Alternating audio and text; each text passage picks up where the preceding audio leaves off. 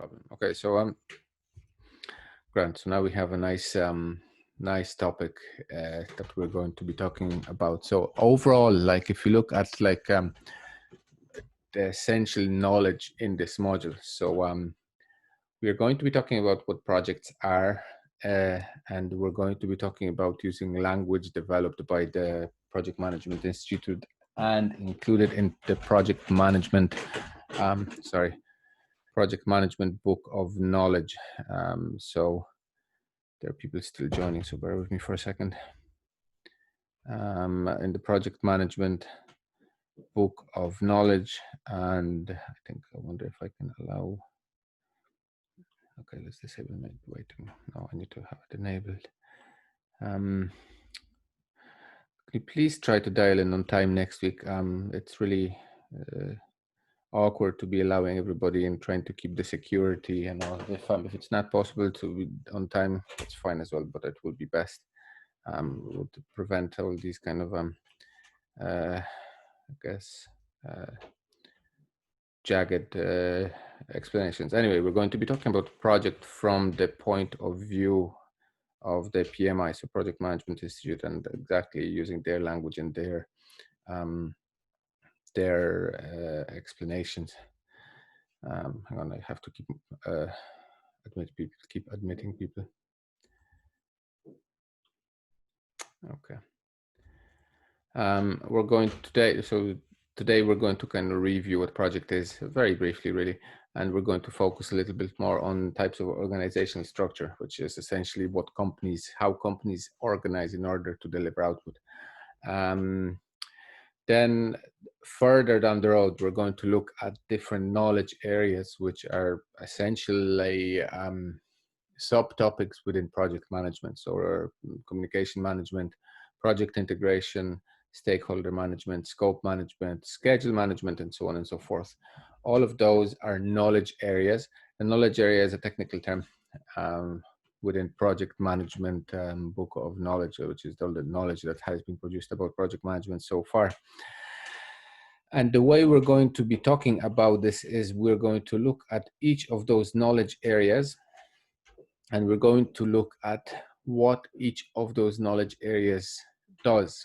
And the term for the things that those knowledge areas do or concern themselves with is a process. And obviously process contains some inputs, some tools and techniques, and some outputs. And outputs can become inputs to the other processes. And that's what's going to become quite apparent as we go along. But this is really a foreshadowing of the future of this module.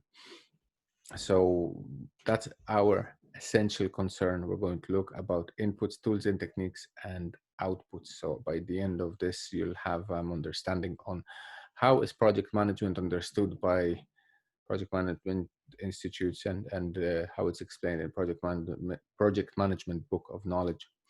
So in this case, so today we're going to focus on this section, I guess, because it might take more than a day depending.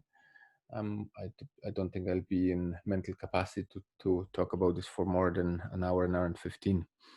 So today we're going to talk about the organizational context and what types of organizational structures are, which essentially will allow us to explore ways in which organizations, companies, entities that are concerned with delivering some output, measurable outputs, how do they structure themselves? So we're going to briefly look at what project is and what regions for projects are. And finally, we're going to look at the function of a project manager, because I suppose at the end of the day, the reason why we're doing project management course is because an ideal case scenario, we would all want to, run projects. So we have to take a look at project management and the kind of philosophical, really, approach towards project management and the function of project manager, and how project manager and project management I suppose interrelate to deliver this project management philosophy. A lot of words there, but the idea is that this is all interrelated, and it allows us to increase our outputs and productivity. So let's introduce project management by taking a look at organization. So I suppose I'll just draw on this slide fairly quickly and fairly badly. The reason why I want to start with this is because um, most projects, not all projects, but most projects exist within a context of organization. So if you look at this and imagine that this is an organization, projects will exist within that structure. Some projects will cover different aspects of each different organizations, but organization is an organization is the organism within which a project lives.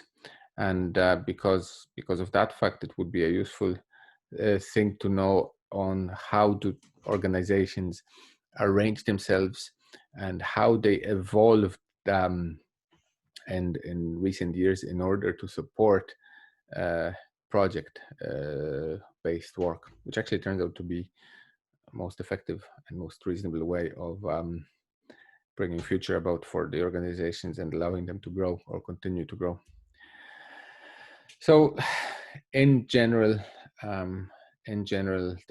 this is a nice way of portraying what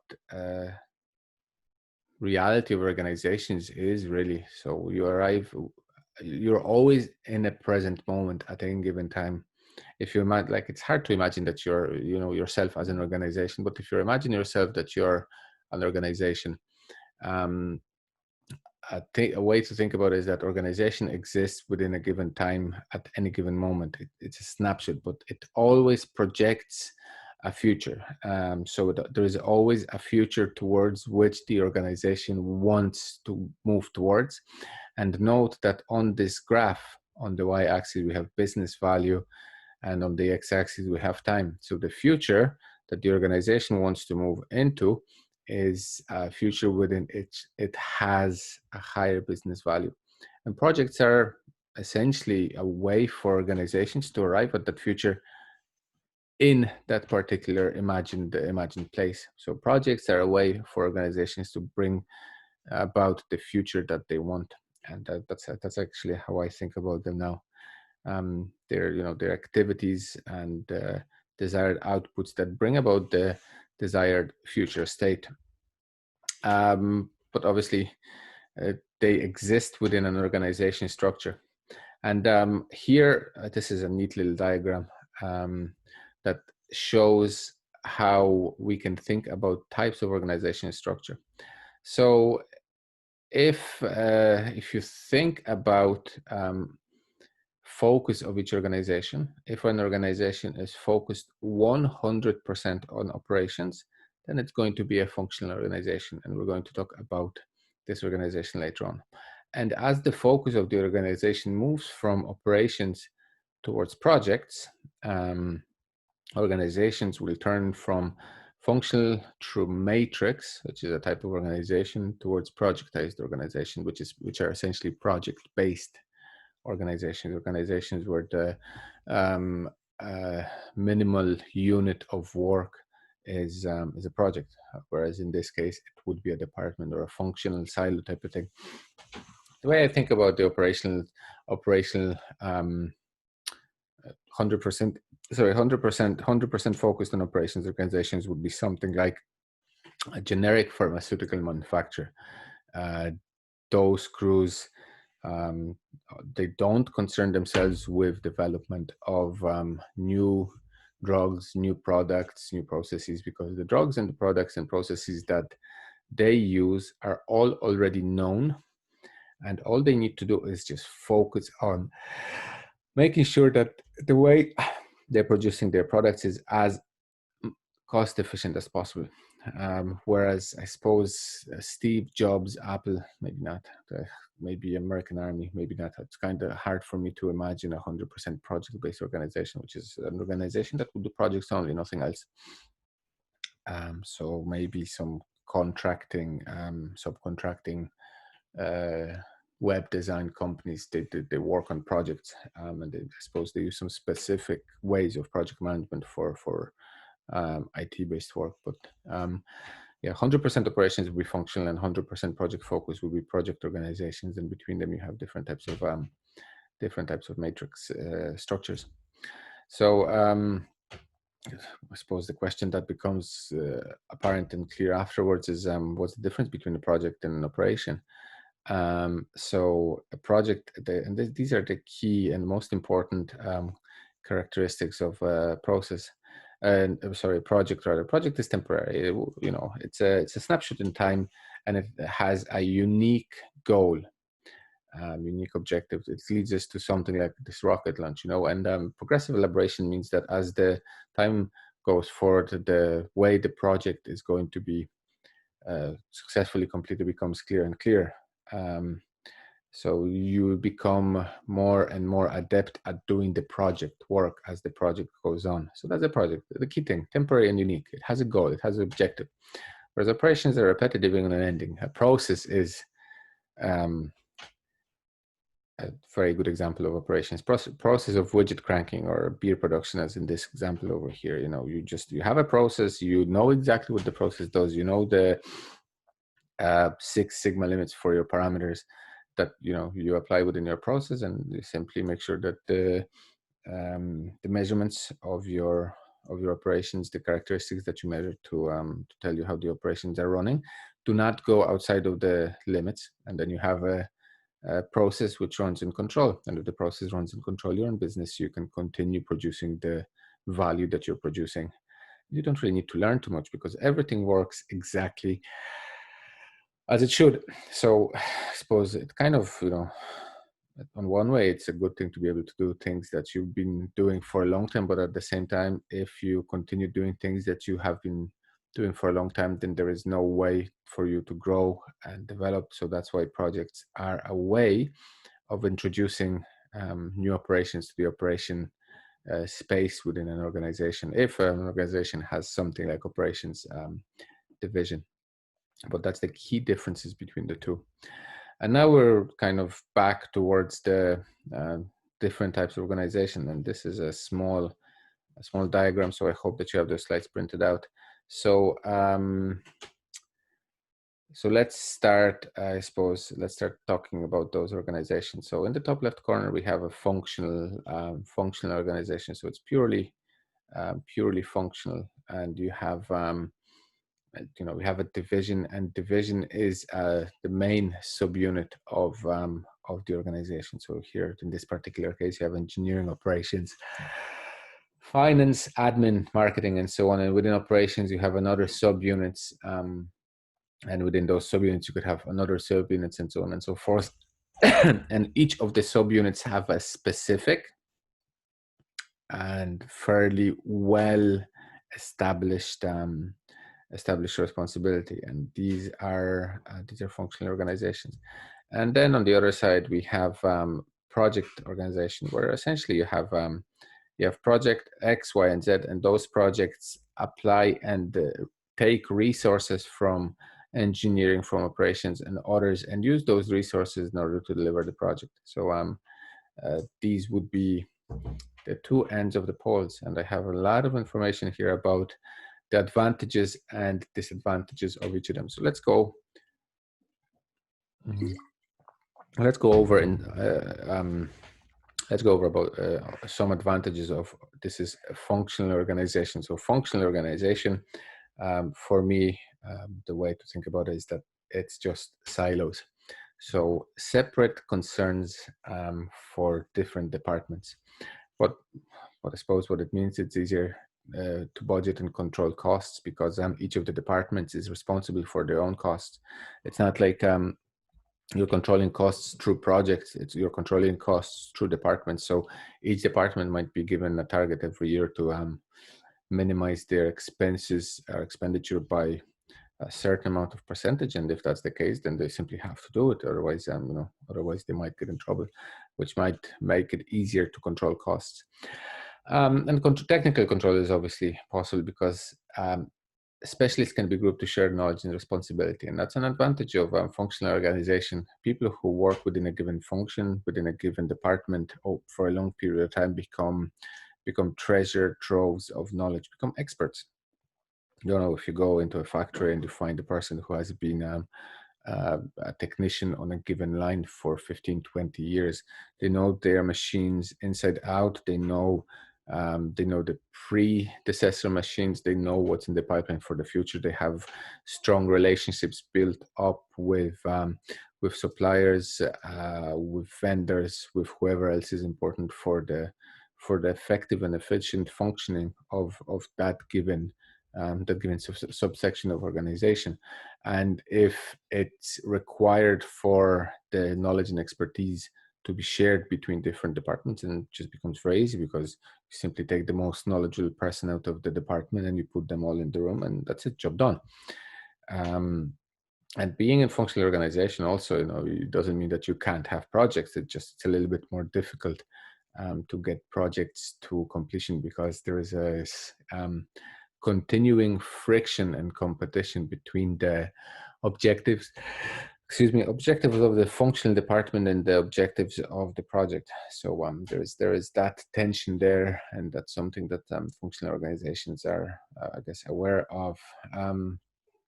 The availability of functional departments means that you can move people left, right, center, and deploy them depending on the demand. So you have a flexibility and a broad base of the manpower that you can work with to deliver your projects or whatever it is that that you're trying to work through. And the continuity in the functional disciplines becomes important for organizations that have long-standing tenures. And because you have a functional department, which is essentially a divided subunit. That divided subunit can take responsibility and ownership of making sure that the policies, procedures, specifications, SOPs, things that are important for the important environmental factors and organizational knowledge, resources, that those are taken care of, and they're retained. Good control over personnel, because there is a clear reporting structure. Unless you arrive in you start doing projects within a functional department, communication channels, vertical and horizontal, are established and well known and well recognized. You always know who to talk to and where that person is, and you can quickly react to an arising situations. You can quickly respond to the changing environment, but that kind of depends on the priorities of the managers, but also on their ability to be responsive in a given situation. So there is that. However, obviously, those advantages have to be paired with the disadvantages, which actually, which actually tend to move people away from functional organizations, not always, but frequently, towards more projectized structures, matrix-like, or fully project-based. And that's because if you have a project there, if you have a project that's run by cross-functional departments, then realistically speaking, it's hard to know, unless it's very clearly stated, who has the responsibility for the project, because you could have a project that involves a number of people with equal seniority within that project, and that might lead to a competition for competing for signaling and for prestige based on the project completion. So there is a little bit of difficulty, but yeah, the lack of individual responsibility might become apparent, and it doesn't provide project-oriented emphasis, which means that despite the fact that functional organization might want to move from this state, from the current state to the future state they want to be, they don't have the capacity and capability to create those projects which would bring them there. And obviously, this is a big one for those who work in functional organizations. If you have an organization, if you have a function or functional group within an organization that is prestigious and important for the organization as a whole, you might discover that department and that functional silo is favored, both in terms of budgeting, both in terms of decision making, in terms of the availability of resources, and so on. So yeah, this is kind of this might lead to conflict in the organization, all right. And obviously the focus is not the customer, which is generally focus of the project-based organization. The focus is the operations. So even though operations really lead to customer satisfaction, it's the operations that become the focus. So that can be kind of, I guess, removed and counteracted by making sure that KPIs match what KPIs for operations match what the customer requires and what the customer wants, but at the same time it might be missed.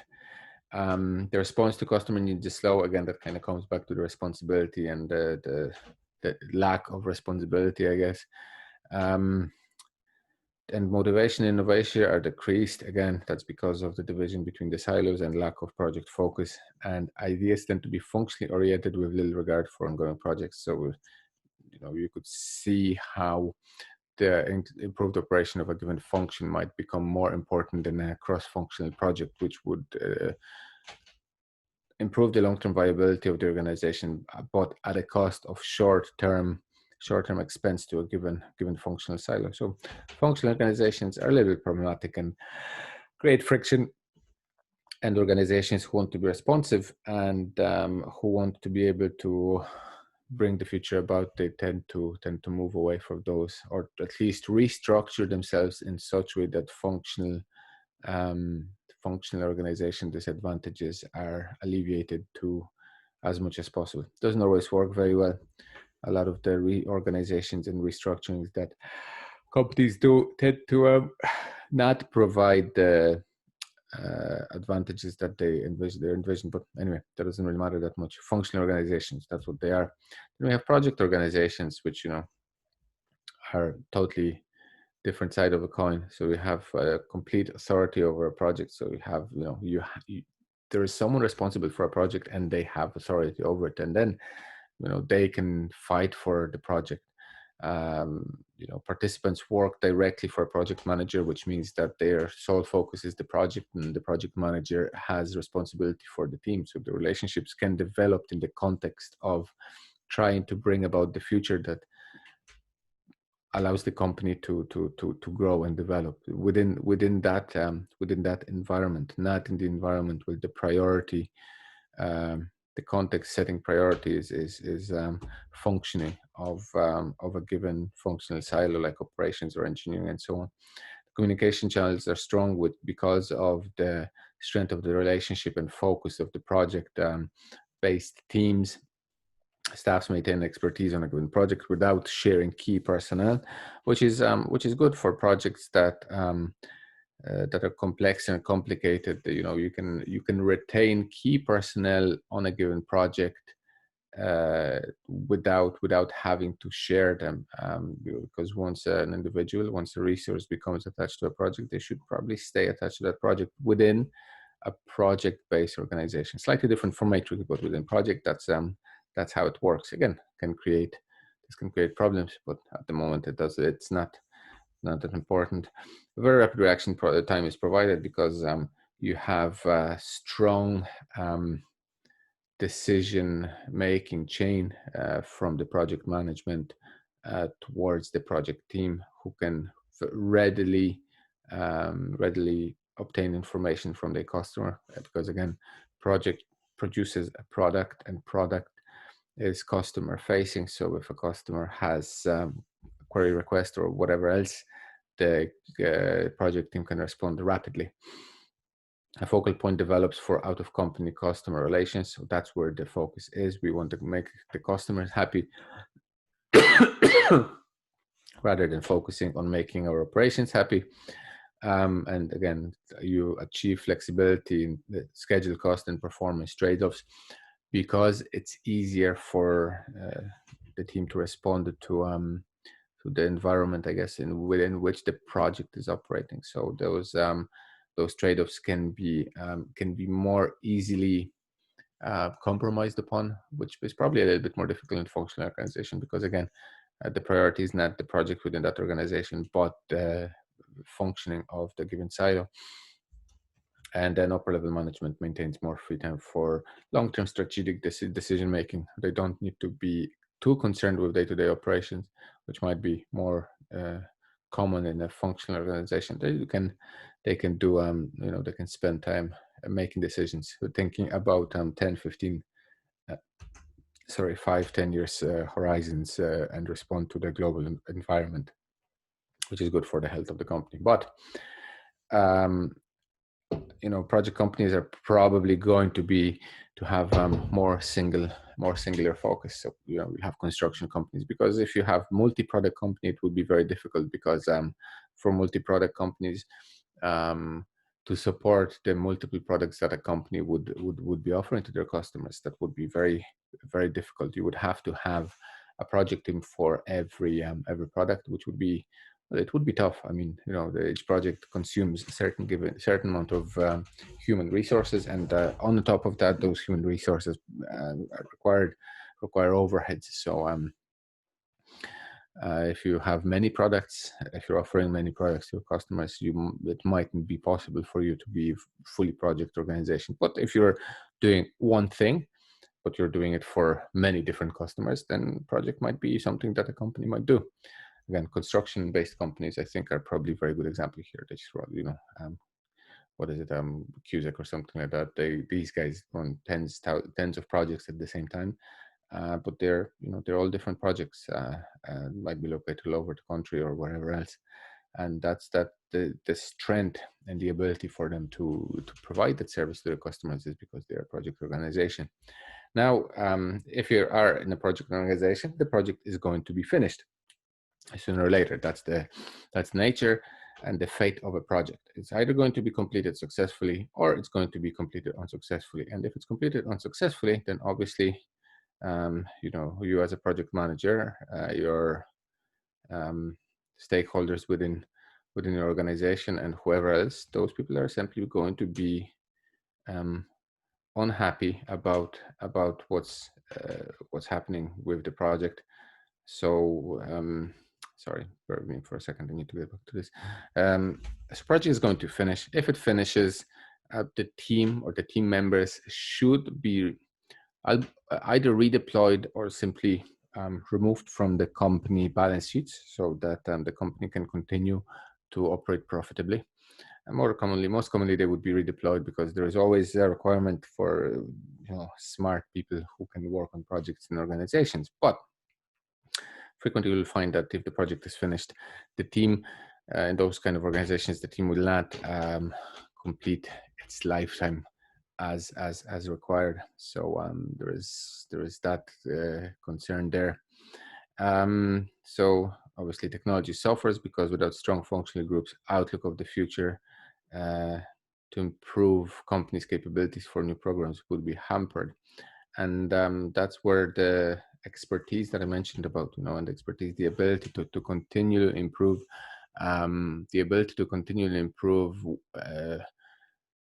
capacity for doing things that functional organizations have mightn't be available for project organizations, because project organizations, again, they are focusing on projects delivering the output to the customer is their main purpose. So unless it's very clear that the purpose is improvement in the capacity of doing things in the future, the project organization mightn't be able to do it. So for them, kind of self-reflecting, self-managing projects are the way to deal with this, but mightn't be as easy.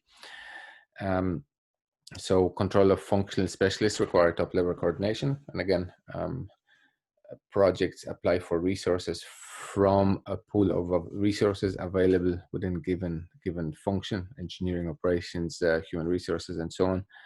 But once the application is made, the deployment of those resources to any given project team has to be made at the higher decision level, I guess. So that might be leading to conflicts between projects. Not a good thing.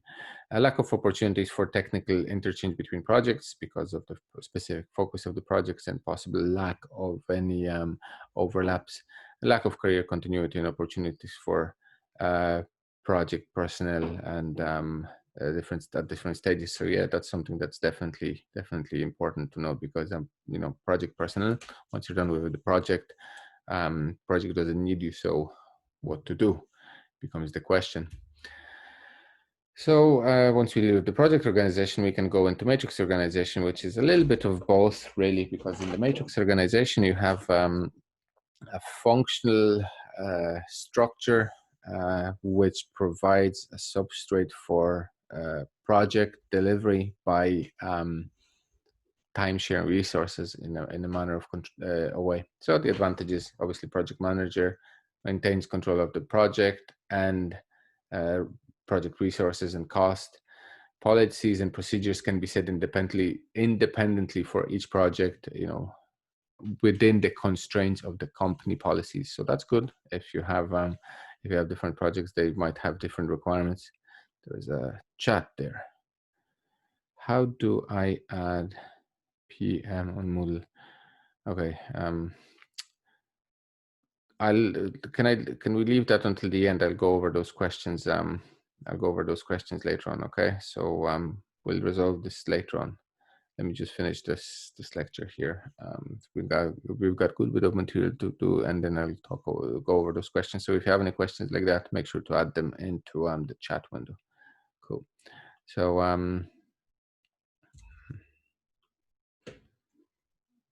okay, so project manager has the authority. So the functional. So this is, I think, to me, this will be the key advantage here. The functional organization exists primarily as support for the project, and they don't exist. They don't have a purpose in themselves of perpetuating the function, but they exist to support the project, which is very good. And each person has a home after project completion, which means that this lack of purpose after a project is finished is not there anymore for matrix organizations. People can motivate themselves and move on towards what they want to do. Key people can be shared. Program cost might be minimized. So if you have 6 projects and John is the most knowledgeable person about widget cranking, and each of the 6 projects requires someone who is knowledgeable about widget cranking, John can provide his support to every single one of those projects. In a project organization, it would probably be required for the organization to find someone like John, which would cost because maybe there aren't 6 Johns in the company. Technical base can be developed again because people have a home after the project is finished, so they can retain their experience because of the knowledge that their future is secure within this company once the project is finished. Conflicts are minimal because it's the assignments are done. The assignments of the resources to given projects are done again at level of functional management, not on the organizational management. So that makes life easier than in project management. There's better balance being time, cost, and performance. That's kind of, I guess, really general statement here. And authority and responsibility shared, and stress is distributed among the team and functional managers, which is, I suppose, slightly means there is slightly less stress placed on the project team members than it would be if you were in a project-based organization, because the responsibility of the project is not the responsibility of just the project team, but it's also responsibility of the team members and the functional managers within this organization. And disadvantages, so this is, I suppose, the communication issues, because now you have to communicate within your project team. So within your project team, between members of different functional silos. So this would be this kind of horizontal dimension. So you communicate like this. If this is project A, project team members communicate within the horizontal direction, but each of the project team members exists within a functional silo. So here we have operations, and then here we have engineering. So that's another one, another silo. And here we have, let's say, I don't know, facilities or something like that. And those team members who are located over here within the project, let's say, within the project line, they still have to maintain lines of communication within their vertical organization. And also there exists the project manager exists over here, and the project manager has to communicate with different let's say vertically located personnel within the organization. So the directions of communications are quite complex and complicated within this structure, which might lead to conflicts or misunderstanding. But I guess that's why people in project management create a detailed project communication plan. The dual reporting kind of comes out again from this two-dimensional information flow. You're, as a team member, if you're located over here, you're reporting to your functional manager, but you're also reporting to the project manager. Changing priorities, if you're, again, you have to juggle the priorities of the functional group and the project management team. And here's a key thing: project management goals could differ from the project goals, and you as a team member need to learn how to ride two ponies, essentially, because you need to support the goals of your project manager and you need to support goals and objectives of your functional manager, which might require you to develop better skills at task management, at time management, and so on and so forth. There is a potential for conflict and conflict resolution because of this, again, dual management and the multidimensional information flow. Company-wide organization structure is not cost effective because of more admin required, and again, that's essentially because of the way the organization is structured. Each project operates independently, so it's not impossible that within the same organization, different projects do the same thing, even though they they should probably know. And this is a thing that I mentioned earlier. Functional managers may be biased according to their own set of priorities, and that means that they might prioritize project A over project B because project A will align with their priorities a little bit more than project B. So in that context, they might be more inclined to provide resources to that project rather than the other one. So that would be matrix. And what emerges out of this is the structure, I guess, or this entity of the project management office. And project management office is like you could have really an office which is responsible for managing project management within a given organization. So it's like a control tower for projects, programs, and organizations. Because again, projects and programs support the organization. The PMO supports, controls, and directs the project. So there are a couple of functions, that project management has. Project management office has. As we, I suppose, I'm going to put it into a context of our developing knowledge of project management. Project management, let's say the project management starts within a given organization as somebody trying to do something according to project management methodology.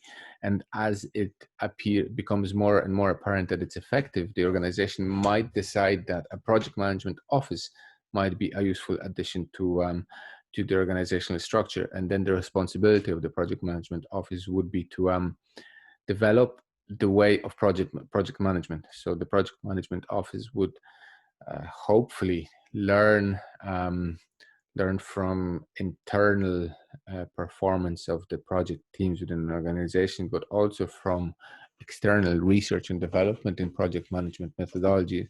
And then based on that, they would develop and update methodology so that things are done better.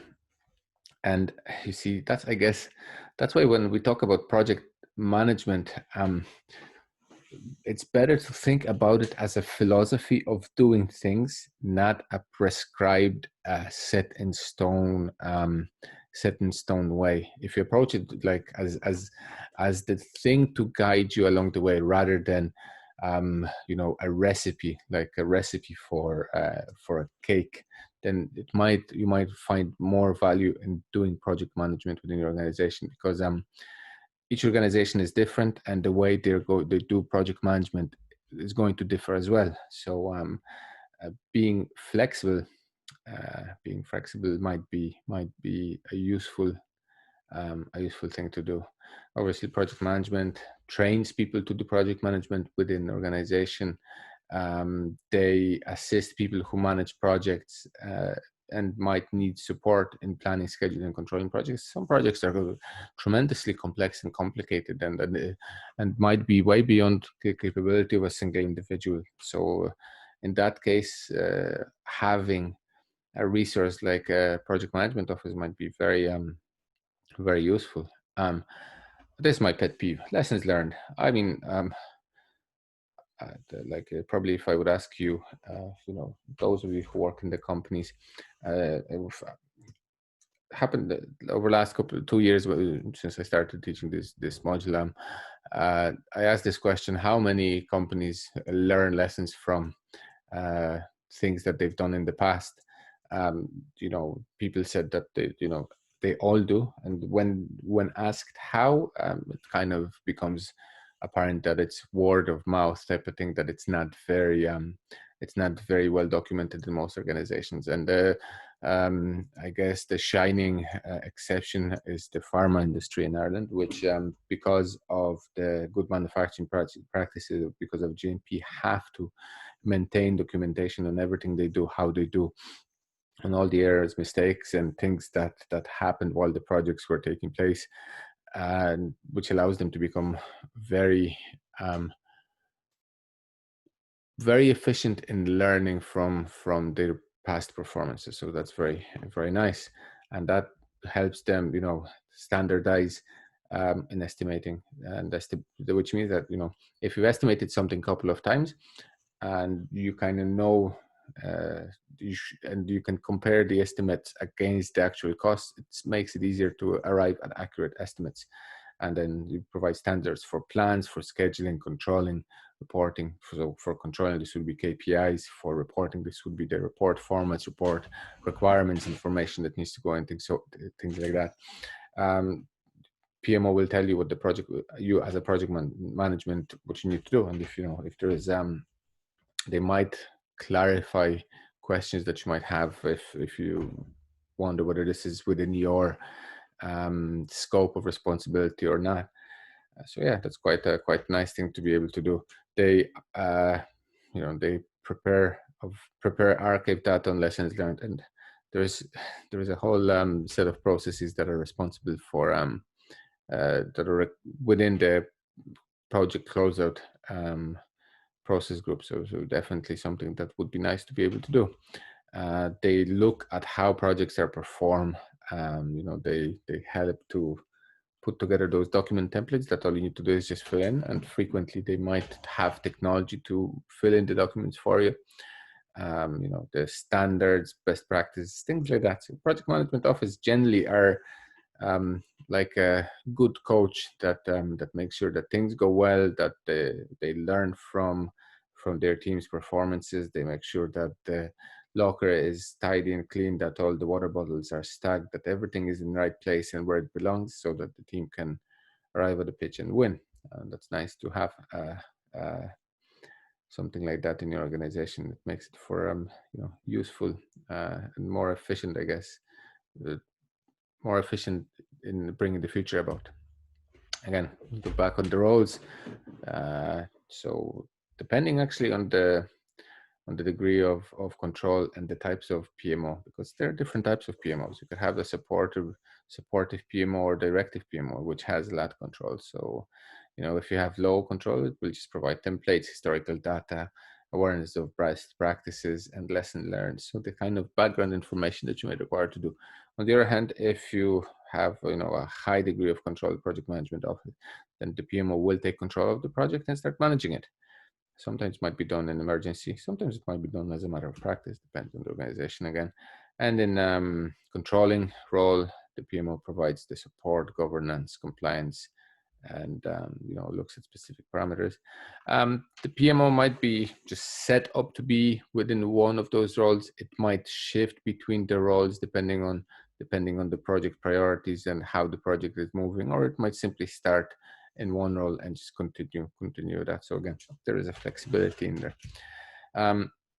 Okay, so now we're arriving at the organizational environment, and when we think about what organizations do, they want to get from point A to point B over here. When here we have dollar money, and here we have time.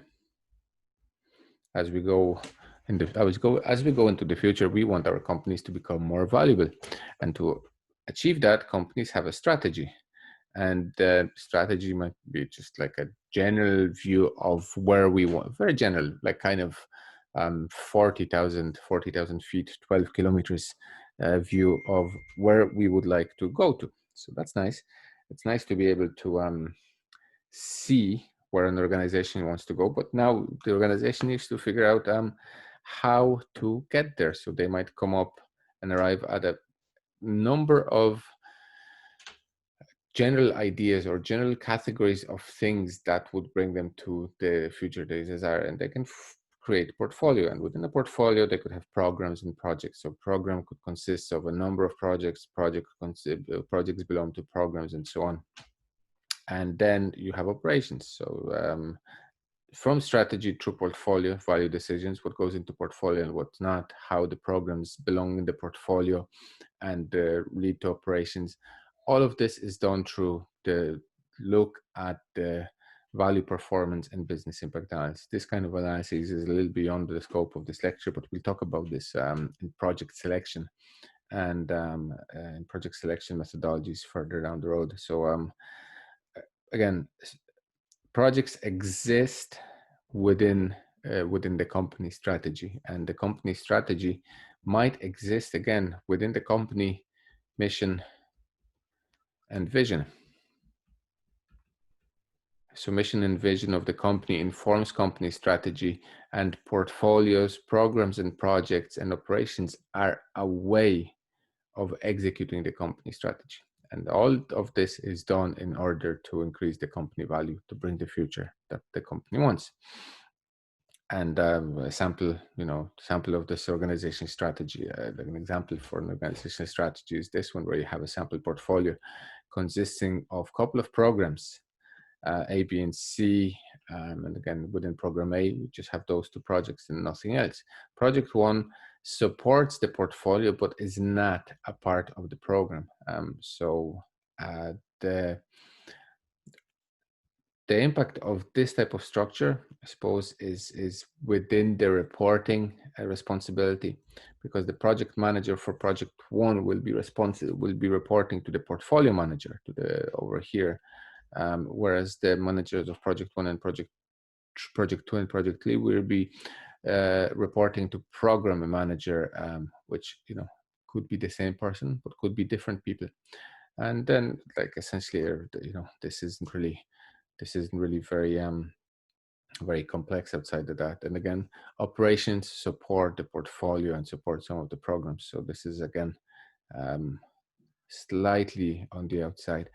And all of this is supported and is related to the resources and the stakeholders. And whenever I'm talking about resources, 99% of times I'm talking about people. Because realistically speaking, people are the resources for the projects, and the most important one. All things considered, if there are no people, there is no work done. And even if you throw money at the trucks, it won't drive itself. So that's why when I'm talking about resources, I'm talking about people. Stakeholders will go over in a little while when we talk about stakeholder management. So the company, the company trying to decide if they're doing what they're doing is right, they'll think about these kind of things. These would be the kind of questions that might be good to consider. Are we doing the right projects? Because there is nothing worse than doing things that you should never be doing in the first place. Now, if you're doing the right projects, are you doing them right?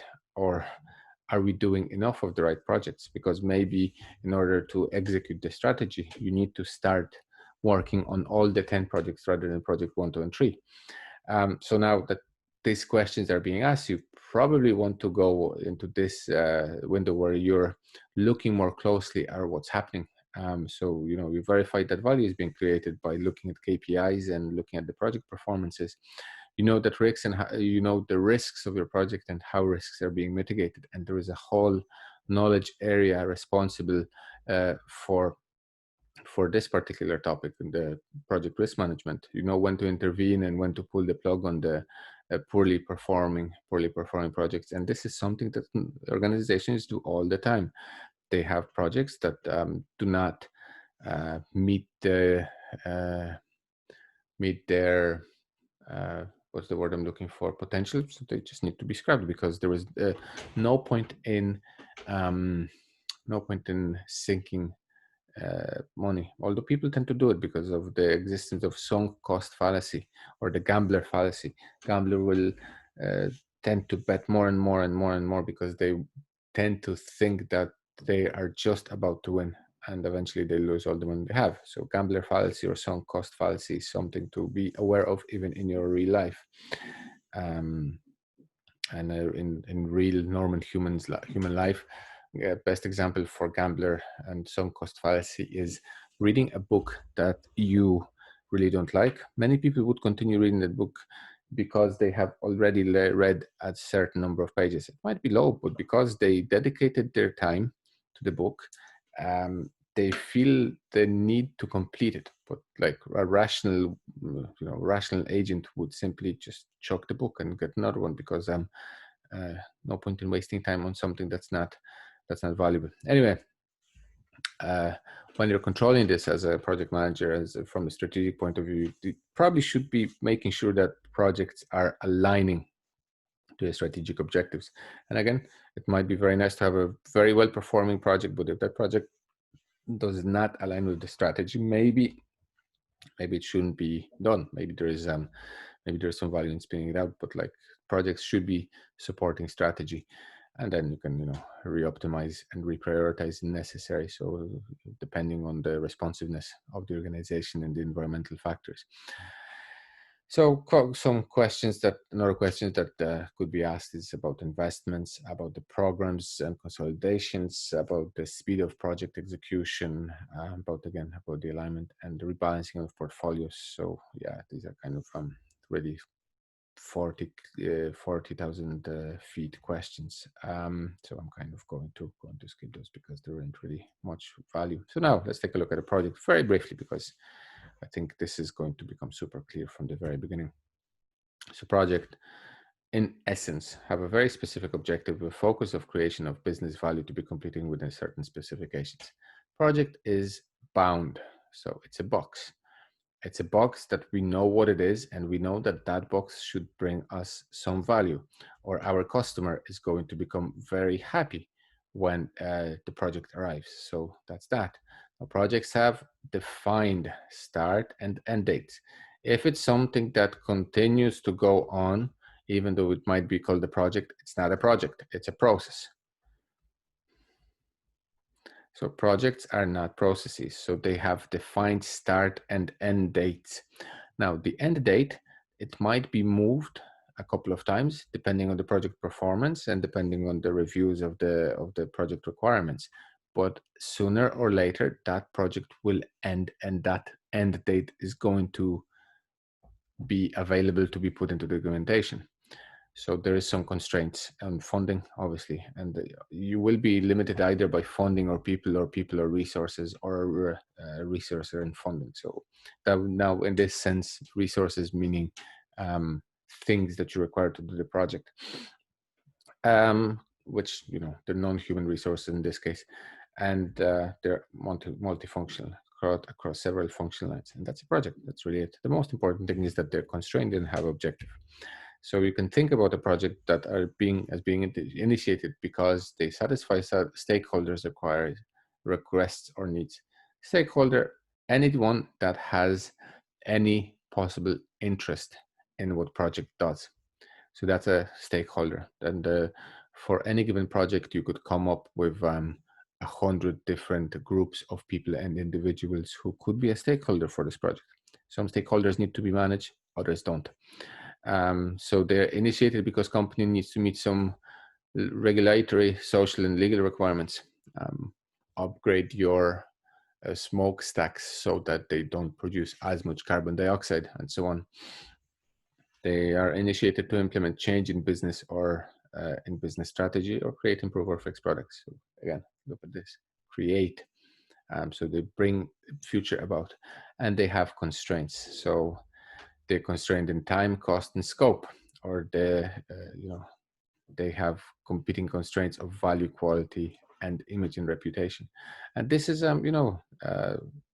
if you have if you had a lot of time, plenty of money, and you have very clearly defined scope, you might arrive at a very, very beautiful project. But again, it mightn't be very easy. So time constrains your project, the schedule, cost, the amount of money um, you're willing to spend on the project, and scope. What this thing is that the project wants to do. So on the other hand, like if you know if you know what your scope as, you kind of have the cost, time, risk. So these are going to be competing with each other again all the time as well. But also you have the value that constrains this. You want to make sure that the customer that you have gets what they want. You want to make sure that what you're producing is of sufficient quality. You want to be able to give the customer the product that you can stand behind, because your image and reputation is at stake in this case, and reputation is the most important thing in business. Once it's lost, it's very difficult to regain. And projects oftentimes arise as I guess an initiative from a project sponsor, which could be a person or many people who help provide resources within the project to ensure that the project is done. Really, the project is done.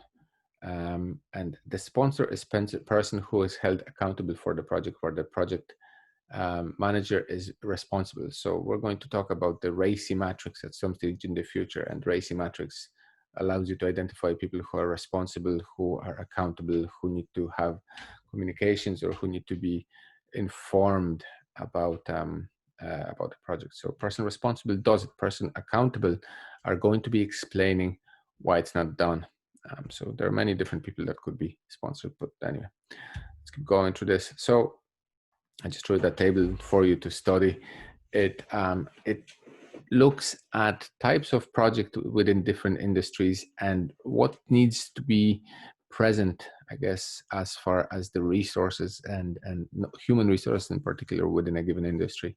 So, for instance, in aerospace and defense industry, you need to have there's high need for interpersonal skills, but perhaps low need or low importance for the organizational structure. And if you have in-house R&D, you probably have too many meetings. So true, so true. And if you have, what would be the conflict intensity in the aerospace and defense? Again, would be high, because there's a lot of things that conflict can happen about. So yeah, these kind of things give you a little bit of overview of characteristics of work on projects within different types of industries. So let me just erase this here and keep moving. So a couple of things that affect success of a given project, because again, project wants to succeed. Project wants to succeed, and project team wants to succeed. So the things that bring project about, that will help you to arrive at the project, some of them are listed over here. So you want to select key project team members, because then you can ensure that the people that you selected are the people that are going to help you arrive at the project. You develop realistic cost, schedule, and performance estimate and goals, because there's nothing. So say you arrive at unrealistic cost, unrealistic schedule, and unrealistic project performance goals. You deliver your project and it doesn't meet any of the constraints or the requirements. The project is an obvious failure. You thought about things that might go wrong, and you have backup strategies and solutions. You have redundancy in terms of your tools. You control your changes, because scope creep and not tracking changes might be really, really big problem. So yeah, I guess there are many of them. You can read them at your own leisure. I don't need to go into them too much, but there are many things that could help arrive at a success of the project. So this, I think I'm going to go over project manager, and that should bring us. Let me just have a quick look. How much else what else do I have over here? Let's discard the ink. Project manager. Um, Project manager, and then project management. So yeah, I think I'll go over project manager, and that's a good place to stop. So now, what does a project manager do? Because obviously project manager is a person who will have a lot of authority within the project management. So what they they have a lot of responsibility, and they interface with a lot of different how I would say categories of operations. So they interface with customers, with project management office, with project team. They deal with project sponsors. They deal with functional managers. They need to be aware of the needs and requirements of stakeholders. They have to manage the suppliers. They have to manage the end users. They might need to deal with steering committees of some governing and non-governing bodies, and they have to deal with resource managers. So overall, project manager has a tough job. And if you think about where they're located within the organizational structure, they're kind of between the departmental and the divisional manager. So this would be where their authority level would be located, slightly above the departmental manager, but slightly below the division manager. And obviously, what's interesting here is that where a project manager exists, the kind of section of the management structure that the project manager exists is not driven by projects. So that's kind of a little bit of a project management paradox. And the project manager is a person that is assigned by the organization to lead the team responsible for achieving the project objectives. So now the keyword here, and I'm going to actually underline this because I really want you to become aware that project managing is not managing. Project managing is leading, and it should be seen as such. If you're a manager, if you manage, not lead, you're probably more you'd do better in operations as a manager, but project manager, a more true name or more true term to this person would be a project lead, and that's where I think should be put. So project manager leads the project to its objectives, so from A to B, from now to the future, communicates, responsible for communication between the sponsor team and stakeholders. So like it's the channel between the project team and the organization as a whole. He interacts with the organization. He has to be the advertiser for the project. Again, project manager is responsible for securing the resources. So he needs to be able to demonstrate the value of the project. And I suppose you probably need to believe in the project as well. He should be maybe familiar, and this is kind of more modern look. You should be more familiar with the trends within the industry alongside the technology development, the market niches, technical roles, and the nature of project management. So specifically here, nature of project management discipline and process improvement sustainability. So if you're a project manager, not only do you need to manage, but you also need to continually work to develop and keep up with the trends of your industry, because maybe the decisions that are being made within the project team could be better or could be more valuable if the knowledge of new developments within the industry or even project managing was available. And this is a nice nice diagram that indicates the relationships between project manager and other parts of the organization. So we have senior management, which could identify priority projects. You have project sponsors who could identify maintenance projects, and then the relationship between the manager and the sponsor is fairly clear. You have the setting of the objectives, so sponsor knows where the objective is, and then you go through planning, staffing, policies, monitoring, conflict resolution, and so on. So it's a nice diagram that kind of indicates the complexity associated with the role. And if you have, this is a nice diagram that shows the competencies that you would want to have as a project manager. So this the red circle is knowledge. If you have knowledge about your project management, that's great. If you can uh, if you can perform, that's also great. You know, if you can perform, that's also great. And if you have personal skills, that's also good. But I mean, you know, if you only have personal skills, then you're going to be a great people person, but you're not going anywhere because you have no knowledge and no, you can't perform. If you only have knowledge but can't perform and you're not a people person, then you're going to be theoretical and ineffective. In a very academical manner. If you have knowledge and you're very personal, then you're a teacher, and as a teacher, you can lead to performance. If you have knowledge and performance, you're a dictator because you know what to do and you're telling people what to do.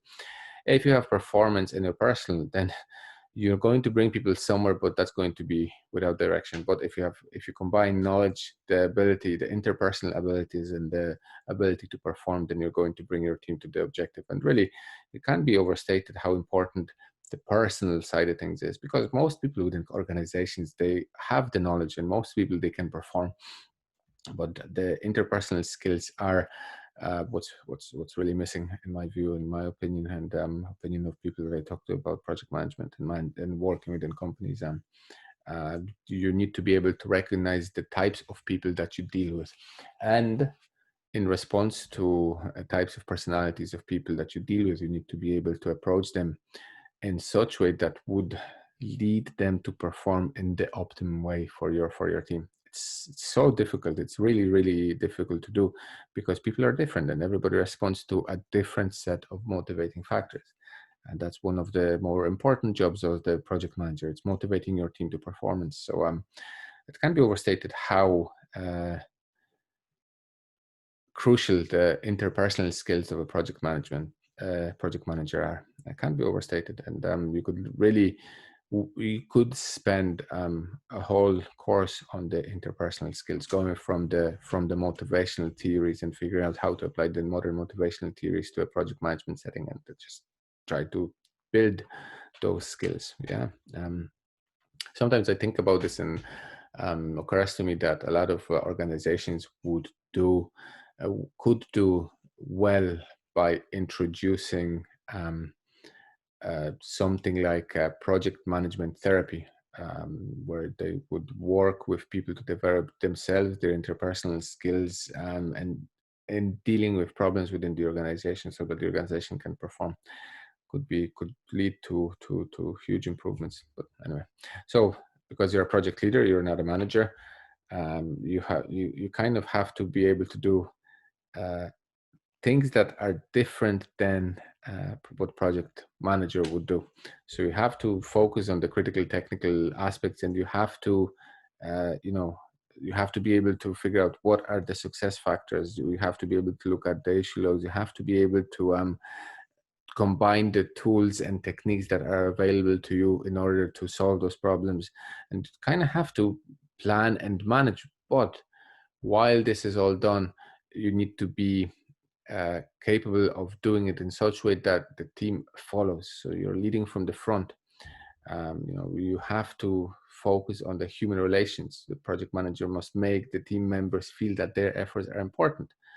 um, as an individual, you're going to be much more likely to work for somebody who indicates that they value your effort than otherwise. You have, because you're the project manager, you have the knowledge, so you have to educate, you have to provide credit, you have to give recognitions. All those are they may be, I don't know, they may be truisms at this stage, but it bears repeating that as a project manager, a manager of any kind, like this would be a very useful thing to be doing, which could bring along a huge increase in performance. I mean, people tend to work much harder for people they respect and they feel respected by. You make the team members feel and believe they play a vital part of the success of the failure of the team. I mean, if you feel like your job is crucial, is critical, then you're going to perform like a devil because you don't want to fail your teammates. And that kind of that is rooted in the development of the social cohesion within the team. If the team feels like they are a solid, well-built social unit where individuals have relationships, people will work hard not to not to fail their compatriots, not to disappoint people that they respect and they rely on. So yeah, definitely something to think about. So if you want to be oriented towards formal authority, maybe this is the kind of things to do. You point out how gross how great the loss will be if the cooperation is not forthcoming. You put all authority in functional statements, apply pressure, you threaten, you convince the team members what is good for the company is good for them. You place authority on full-time assigned people. You maintain control, and this also works, but because it's formal authority, so it's a little bit authoritarian. And authoritarianism as way of doing things, it probably achieves things to an extent, but in the end of the day, it's always going to fail because people will never remain working for an authoritarian leader at the same pace and at the same intensity as they would working for somebody that they respect, that they think that respects them, and they feel like they're in a relationship with, that's important to them. So it's kind of building trust, building relationship, building strong social bonds leads to this leadership and following type of project management, which is, I think, where would be good to be. Not always possible. It takes special types of personalities for this. What we want to move from to is this: we want to move from mistrust to trust, from job descriptions to skills, things that we can do, from power and authority to teamwork, where everybody's responsible for everything else, from internal focus, where we only care about our work, to stakeholder focus, how what we do helps people that care for our work, from security to taking risks, because you can keep walking the line, but if you go off the beaten track, you might find the treasure, as it's called. I say, from conformity to innovation. We want to go from predictability, which is knowing what's coming, to flexibility, being able to respond to the unknown, from competing internally to working together. I mean, this is really important. The value output from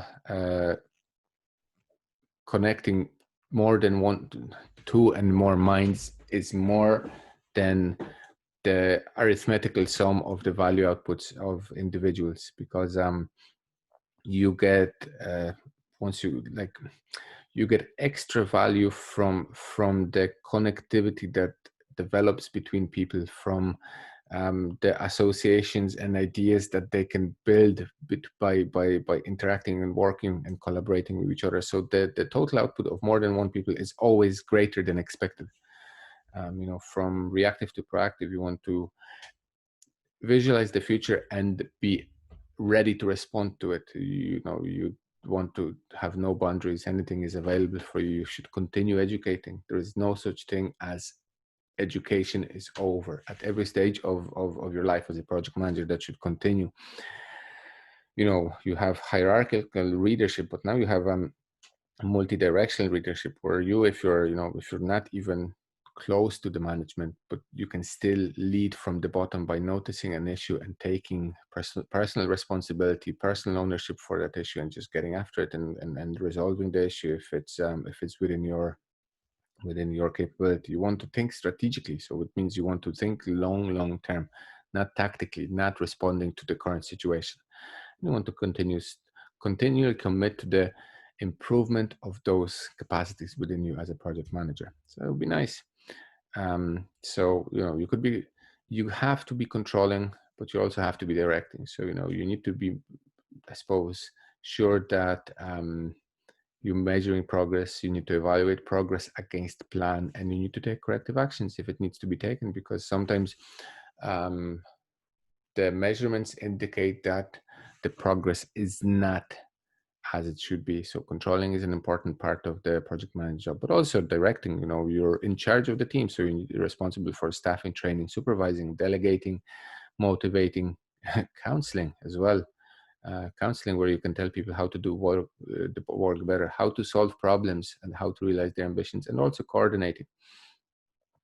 controlling, directing, it's lots and lots and lots of different competencies as a project manager. But um, again, it's quite good to be able to do.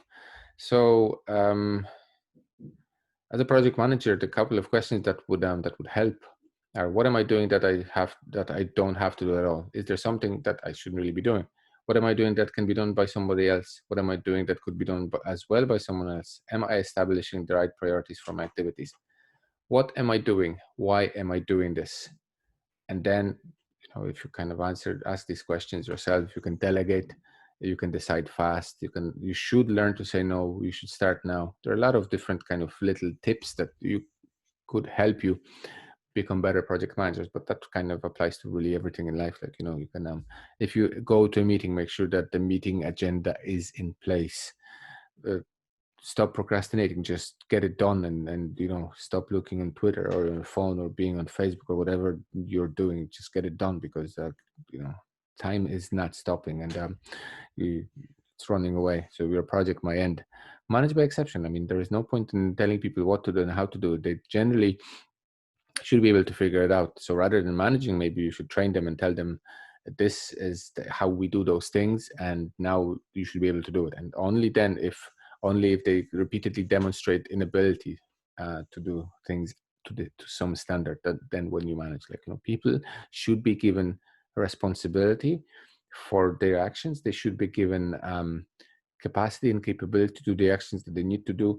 And if those two things are combined with sufficient motivation, then people will perform beyond anything imaginable. Really, it's staggering and stark how well people respond to this type of management. Control telephone and email time. Stay away from it. Know your energy cycle. Like for me, this time of the day is quite tough.